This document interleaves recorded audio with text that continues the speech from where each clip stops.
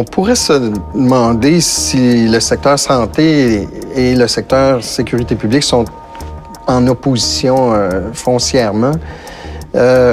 C'est sûr qu'on a des mandats différents.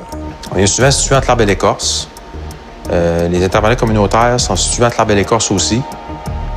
Il faut être capable, c'est une gestion du risque, il faut être capable de jongler avec ça. Les mêmes autorités financent un secteur de sécurité publique pour faire des interventions qui peuvent aller à l'encontre de la santé, puis le même gouvernement finance des actions de santé qui peuvent sembler à l'encontre de la sécurité publique. On sait, les seringues ne sont pas illégales.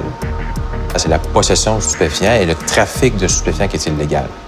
Donc, nous, on a l'obligation d'appliquer les lois, qui est la loi réglementant certaines drogues et autres substances. Du côté du secteur de la santé, nous, on tient moins compte de cet aspect illégal-là à prime abord parce qu'on prétend que toute personne qui consomme, qui a des besoins ou qui a des problèmes de dépendance a besoin d'aide et on ne refusera pas de l'aider parce qu'elle est dans des situations où elle commet des actes illicites. Alors là, la tolérance est un concept beaucoup plus difficile à appliquer quand on a des lois qui interdisent et que les policiers ont une responsabilité d'agir et d'appliquer une loi parce que c'est interdit. Le législateur a dit que c'est interdit, alors on doit intervenir. Ce qui fait en sorte que l'intervention qui est jugée idéale auprès des personnes UDI risque de différer un peu entre les deux intervenants.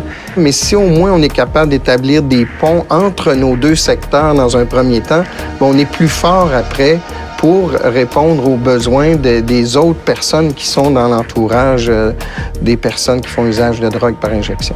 En intersectorialité, il faut beaucoup d'empathie. Ça ne veut pas dire qu'on doit adhérer à la position de l'autre secteur, mais si on ne comprend pas comment est la vision des policiers pour nous de la santé, bien, ça va être difficile d'essayer d'établir des ponts.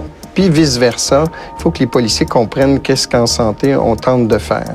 C'est souvent ça qui nous nuit. Des fois, c'est quand on a une perception d'un organisme envers la police ou la police envers un organisme qui fait en sorte que s'il n'y a pas de cette communication entre les deux, on va rester ancré dans nos perceptions, puis il va y avoir une difficulté. C'est quand on réussit à se parler avec transparence, puis confiance.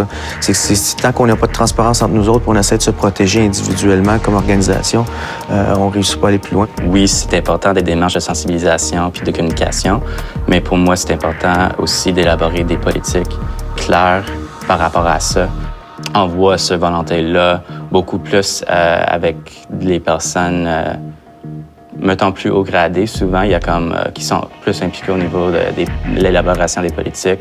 Mais dans mon expérience, ça ne s'est pas traduit dans des changements concrets sur le terrain, malheureusement. C'est justement là que le rôle de gestionnaire qui a souvent les liens très étroits avec la communauté et ses policiers.